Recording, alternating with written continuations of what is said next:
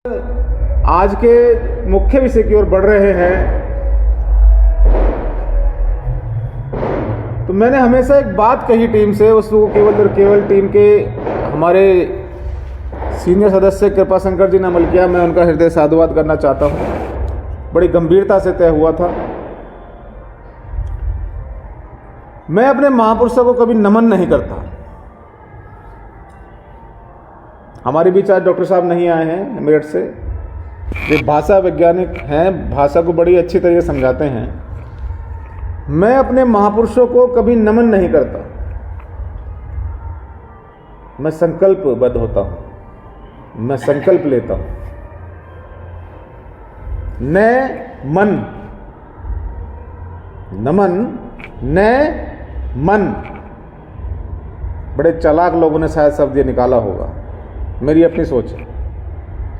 जिस काम को करने में हमारा मन नहीं, उसे मैं नहीं करूंगा। बाबा साहब के विचारों को प्रचार करने का हमारा मन नहीं है, भैया नमन कर दिया। बाबा साहब हमारे बस की नहीं है, हमने क्या कर दिया? नमन। तो मैं तो नमन नहीं करता। मैं कहता हूं बाबा साहब जितना सीखूंगा उतना आगे प्रचार करूंगा और संकल्प लूंगा। तो कृपा शंकर जी इस बात को ध्यान रखा, बड़ा अच्छा लगा, बहुत बहुत शुक्रिया। हमें सबको संकल्पबद्ध होना है। उनके विचारों को प्रसार करने के लिए संकल्पबद्ध होना है। तो आइए चलते हैं अपने आज के मुख्य विषय की ओर, जिसके लिए हम सब इकट्ठा हुए हैं। तो कुछ चीज़ें फोरी चीज़ें हैं, ताकि क्लियर हो जाए, हमारा मस्तिष्क थोड़ा सा माहौल में आ जाए कि हम जिस बात के लिए इकट्ठा हुए हैं उसको हम थोड़ा समझ सकें। कुछ छोटी छोटी चीज़ों पर थोड़ा ध्यान से सुनिएगा, क्योंकि जब आपने समय दिया है तो उसका कुछ ना कुछ लाभ होना चाहिए। चित्त धारा को मन मस्तिष्क में परिवर्तित करते हुए एकाग्रता से पढ़ने पर भारतीय हिंदू समाज में व्याप्त बोध तत्वज्ञान से सत्य साक्षात्कार बोध होना जरूर होने लगता है, अर्थात हो ही जाता है। हिंदू समाज का अर्थ किसी विशिष्ट धर्म से संबंधित नहीं है। किसी विशेष धर्म से हिंदू का कोई भी संबंध नहीं। यह भारत वह हिंदू शायद द्रविड़ भाषिक छोड़ के हिंदी भाषिक हो सकते हैं जो हिंदी बोलते हों, या फिर सिंधु का अपभ्रंश हिंदू हो सकता है। उपरोक्त हिंदू व्याख्या से भारत में जन्मे जैन, बौद्ध, वैदिक, सिख, लिंगायत और उनके पथ संप्रदाय हिंदू नामावली में प्रयुक्त किए जाने लगे। इस कारण 11वीं सदी के पहले किसी भी पौराणिक या धार्मिक ऐतिहासिक ग्रंथों में हिंदू इस शब्द का उपयोग नहीं किया गया है। क्लियर है? किसी भी ग्रंथ में हिंदू शब्द का उपयोग, समझ में ना आए तो दोबारा पढ़ सकता हूँ। ये बात इसलिए समझनी जरूरी है क्योंकि आज के परिवेश में जिस बात को लेकर, जिस कल्चर को लेकर हो हल्ला मचा हुआ है, वो आखिर कुछ है भी या वैसे ही सब भेड़ चाल है। इसलिए इस पर थोड़ा जिक्र करना जरूरी है। ठीक सब। वास्तविकता यह है कि 11वीं सदी के प्रारंभ में अरब आक्रमणकारियों के प्रवेश तक पूरे भारत में बौद्ध धर्म की शाखाएं, उपशाखाएं वट वृक्ष के समान पूरे भारत में फैली थी। 11वीं, तब तक भी हिंदू नाम का कोई भी कुछ था नहीं। बौद्ध धर्म सैकड़ों पंथ संप्रदाय में बंधु भाव के बंध में बिखर चुका था। बौद्ध धर्म भारत से लुप्त हो गया। बौद्ध धर्म उन्हीं के तत्वों से पतन हो गया। बौद्ध धर्म जड़वादी, निराशावादी होने के कारण मरणासन हो गया। यह सब ऐतिहासिक वाक्य ब्राह्मणवादी की कलम से पूर्व ग्रह दूषित भाव से जानबूझ के लिखी गई है।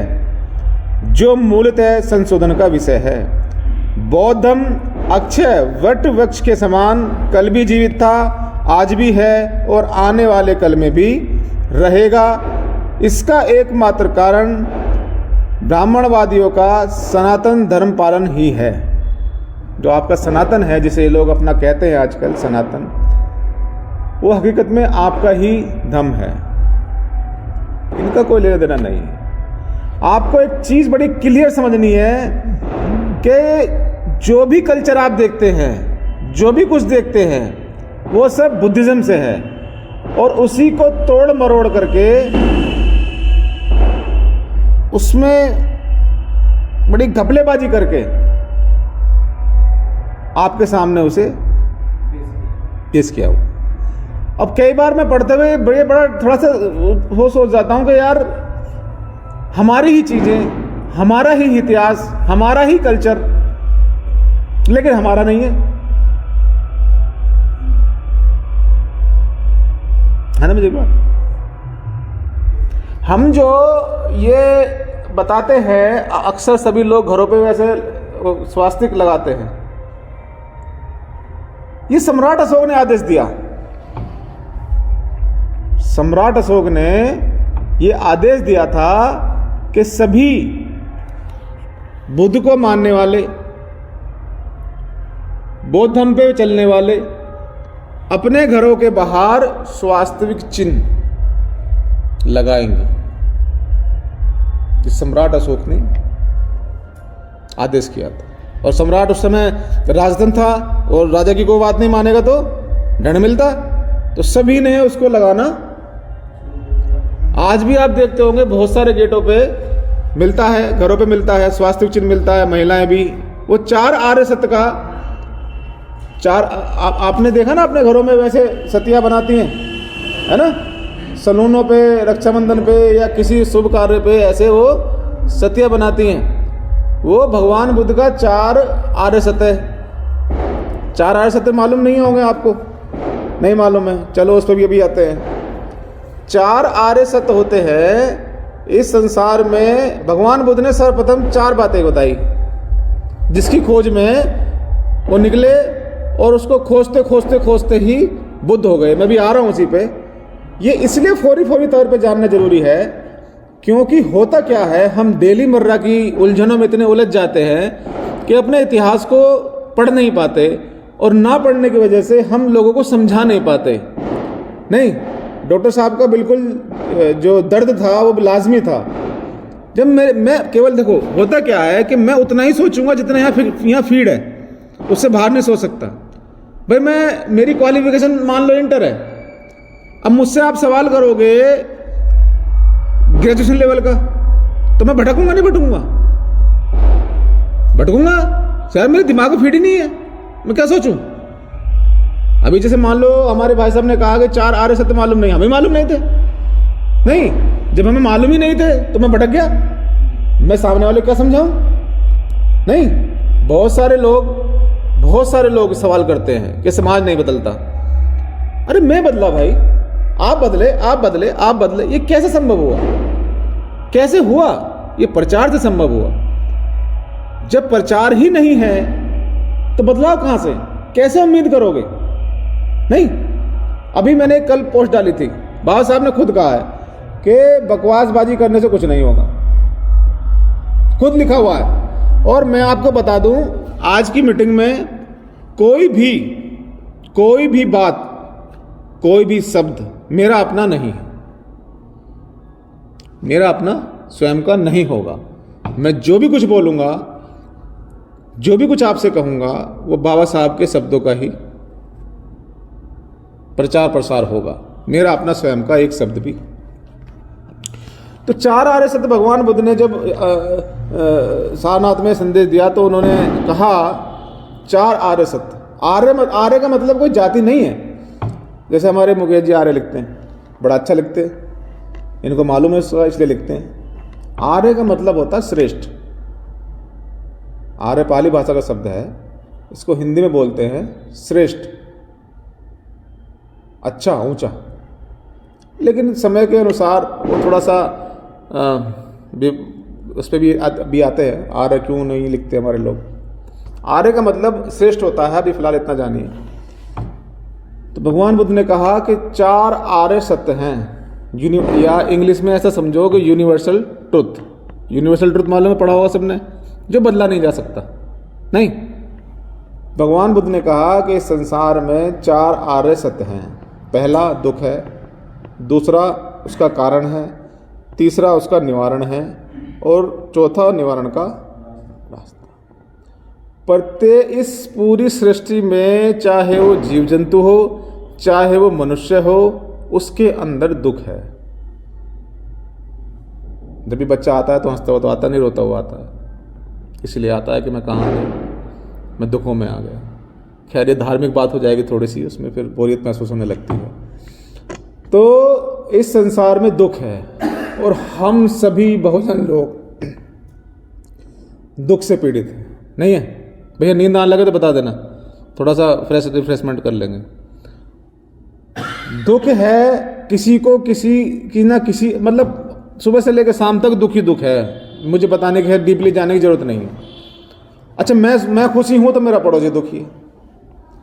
नहीं, दुख है, बस हम दुखी हैं। तो भगवान बुद्ध ने कहा दुख है। हाँ, सबको मालूम है दुख है। तो फिर भगवान बुद्ध ने कहा कि अगर दुख है तो कुछ ना कुछ कारण तो होगा। नहीं, मैं कृपा शंकर से दुखी नहीं हूं, और यहां बैठे किसी भी आदमी दुखी नहीं हूं, क्योंकि मेरा आपको कोई ऐसा कारण ही नहीं ना। आप मुझसे, हाँ ये बात तो दुखी हो सकते हो, कोई पता नहीं कैसे इकट्ठा कर लाया, आज हमारी पूरी रात जान खाएगा, कान खाएगा, इस बात से दुखी हो सकते हो। बाकी शायद और किसी बात से दुखी ना हो, है नहीं? तो जब दुख है तो दुख का कारण भी होगा। जब कारण है, मिल जाएगा, तो फिर उसका निवारण भी। और जब निवारण क्या है, दुखों से मुक्ति का निवारण क्या है, ये सवाल उठा कि ठीक है भगवान बुद्ध जी, आपने बता दिया कि दुख है तो उसका कारण है, इसका निवारण भी होगा, तो निवारण क्या है? तब बुद्ध ने कहा कि वो निवारण धम्म है। धम्म मतलब मार्ग, भगवान बुद्ध के बताई हुई शिक्षाएं, मनुष्य के जीवन से दुखों को समाप्त करने का रास्ता है। जहां आपसे कोई कहे कि बौद्ध धर्म है, मैं खंडन कर देता हूं कि बौद्ध धर्म नहीं है। तो बौद्ध क्या है? भगवान बुद्ध का धम्म, भगवान बुद्ध का रास्ता। वो क्या है? मनुष्य के जीवन से दुखों को समाप्त करने का मार्ग, तरीका। वो कैसे? उस पर भी आते हैं, आज ही समझने के लिए तो आए हैं। हम कहते बौद्ध धर्म की किसी एक शाखा को कहीं भी लगा लिया जाए तो वह बढ़ने ही लगती है, किंतु हर संभावना को मर्यादा होती है। शाखा विशाल होने पर वह शाखा उपशाखा पंथ संप्रदाय नाम से बिखर जाती है, और अंततः किसी शाखा उपशाखा को भगवान बुद्ध का मूल माना जाए वाद विवाद होने लगता है। समय अनुसार भौगोलिक स्थितियों में भी अंतर हो जाने से बौद्ध धर्म से जुड़ा समग्र तत्वज्ञान ज्ञात करना कठिन हो गया है। इसकी साक्ष्य भी देश विदेशों में बौद्ध धर्म का फैला हुआ विस्तरण विस्तार ही प्रमाणित करती है। बौद्ध सम्राट हर्षवर्धन के महापरिनिर्वाण पूर्व का बौद्ध इतिहास तथा उत्तरोत्तर बौद्ध इतिहास, इसमें जमीन आसमान का अंतर स्पष्ट दिखाई देता है। बिना वारिस के निपुत्रिक बौद्ध सम्राट हर्षवर्धन का परिनिर्वाण हो जाने से भारत पर में कितना अराजकता, अंधाधुंधी, असंतोष, अनाचार फैल चुका होगा, इसकी कल्पना भी भयानकता के विराट रूप का दर्शन करती है। घर घर में राजा और राजकरण इसी युक्ति के अनुसार विघटित हुआ। खैर ये कुछ अलग चीज़ हो जाएगी, हम और आगे बढ़ते हैं। तो जो मुख्य बात है उसकी तरफ बढ़ते हैं। तथागत बुद्ध का विश्वव्यापक अर्थ क्या है? भगवान बुद्ध नाम की ना तो तुलना हो सकती है, ना ही कसौटी हो सकती है। यह नाम अनन्वय है। इस नाम को अलंकार, उपमा या विशेष रूप देने की कोई आवश्यकता नहीं है, कारण यह नाम ही अपने आप में अनन्वय है। भौगोलिक तथा राजकीय स्थिति अनुरूप भगवान बुद्ध के अनेक प्रतिक्रियात्मक नाम ऐतिहासिक ग्रंथों में प्रतिबिंबित हो गए। इस कारण भगवान बुद्ध को कोई अमिताभ मतलब भगवान बुद्ध को भी अमिताभ बोला गया, बताओ है उनका प्राइवेसी। भगवान बुद्ध को कोई अमिताभ, व्रजेश्वर, पांडुरंग कहते या फिर एलोकिकेश्वर, जिनेन्द्रा, महादेव भी कहते हैं। किसको कहते हैं? क्लियर हो रहा? महादेव भी कहते हैं। तो मैं सोचते सोचते यही सोचता हूं यार, है सब कुछ अपना और अपना नहीं है। क्या झंझाल में फंसे हुए, झंझाल में फंसे हुए नहीं हो? क्लियर हुआ कुछ? भगवान अगर इस देश का इतिहास अगर सही मायने में लिखना हो तो 3 भागों में बांट दो। पहला भाग भगवान बुद्ध से पहले का, दूसरा भाग भगवान बुद्ध के समय का, और तीसरा भगवान बुद्ध के 3 भागों में पूरा इतिहास। क्योंकि भगवान बुद्ध से पहले अलग कुछ है ही नहीं, कुछ नहीं है। लाल जी नींद आ रही है, सीधे बैठ जाओ या दीवार से लग जाओ। इतिहास की बातें हैं, थोड़ी सी समझना तो पड़ेगा। इसी को जानने के लिए आप आए हैं। बड़ा कठिन है, इसलिए लोग नहीं आए।